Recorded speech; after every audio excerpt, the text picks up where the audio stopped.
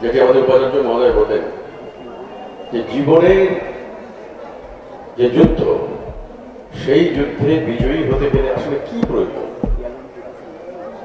সেটা কি পরীক্ষার খুব ভালো ফল নাকি জ্ঞান? এটা নিয়ে আমরা এখন তর্ক করতে পারি। আমরা সবাই চাই যে ছেলেমেয়েরা পরীক্ষায় ভালো ফল করুক, চাই না কেন? নিশ্চয়ই চাই। কিন্তু সেটাই যদি একমাত্র বিষয় হয়ে দাঁড়ায়, তাহলে কিন্তু দেখা যাবে যে একদিন এই ভালো ফল নিয়ে জীবনের যুদ্ধে কিন্তু জেতা যাবে না। জীবনের যুদ্ধে জিততে হলে সেই মানুষটাকে বা ছেলেটিকে বা মেয়েটিকে জ্ঞানী হতে হবে, জ্ঞান অর্জন করতে হবে। যেমন একটা কথা আমি আসলে প্রায়ই বলি যে এখন আমাদের মধ্যে পরীক্ষার্থী বেশি, শিক্ষার্থী কম। সবাই পরীক্ষা নিয়ে ব্যস্ত, কিন্তু কেউ কিছু শিখছে না।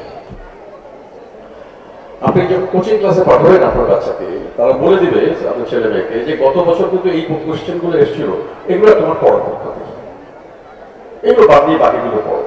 তার মানে কি? তার মানে হলো ও আংশিকভাবে শিক্ষিত হচ্ছে, একটা অংশ কিন্তু ওর জীবন থেকে বাদ পড়ে যাবে, ও আর পড়বে না। আপনি কোনো ছাত্রছাত্রীকে দেখবেন না যে তাকে যে বইটা দেওয়া হয়েছে সেই বইটার প্রথম পৃষ্ঠ থেকে শেষ পৃষ্ঠ পর্যন্ত পড়েছে, কেউ পড়ে। তা আমরা যদি বইগুলো দিল কেন? তাহলে কতগুলো বেছে বেছে প্রশ্ন দিয়ে দিত যে তুমি এগুলো তৈরি করো, এগুলো পড়ে পড়ে তুমি পরীক্ষা করো।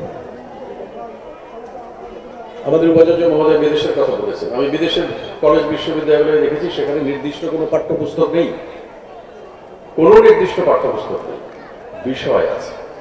বিষয়ের জন্য আপনি কি করবেন? আপনি লাইব্রেরিতে যান, বই বলবেন যে তুমি তো ভাই বড় বড় কথা বলে গেলে, কিন্তু আমার ছেলে যদি জিপিএ 5 না হয় তাহলে তো খুব বিপদ। কিন্তু এখন তো জিপিএ 5ও হয় না, এখন গোল্ডেন 5। এই কারণে এই কথাটার মধ্যে আমার কিন্তু খুব আপত্তি আছে। গোল্ড কেন আমরা ব্যবহার করছি? সোনা শব্দটা কেন, আমরা সোনার লোভ কেন দেখাচ্ছি? আমরা কি এটার অন্য একটা নাম দিতে পারি না? গোল্ড।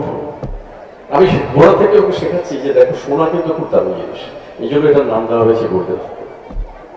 মাথার মধ্যে কিন্তু আমি ওর লোভ ঢুকে দিচ্ছি, ওর অজান্তে, আমাদেরও অজান্তে। কথাটা খুব সূক্ষ্ম, যদি এই সূক্ষ্ম জিনিসগুলোই একটা শিশুর জীবনে কিন্তু অনেক প্রভাব বিস্তার।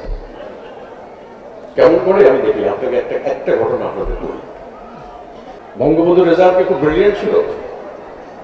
না, কিন্তু তার আত্মজীবনী পড়ে দেখেন, তিনি যে কত লেখাপড়া করতেন তার প্রমাণ কিন্তু ওইখানে পাওয়া যায়। যে কত বই পড়তেন, কত ধরনের বই পড়তেন, শুধু রাজনীতির বই না, সাহিত্যের বই। এবং তার সবচেয়ে প্রিয় বই ছিল সঞ্জু রবীন্দ্রনাথের। এই বিষয়গুলো তো আমাদের মাথায় রাখতে হবে। আমরা বড় বড় লোকদের কথা জানি, তাদের স্মরণ করি, কিন্তু তাদের জীবন থেকে দৃষ্টান্ত গ্রহণ করি। সেই জন্য আমি বারবার এই কথাগুলো বলার চেষ্টা করি যে লেখাপড়া বলতে আমরা কি বুঝি, এই ধারণাটাই আমাদের আজকে এটা নিয়ে নতুন করে ভাবতে হবে যে আসলে লেখাপড়াটা কি জিনিস।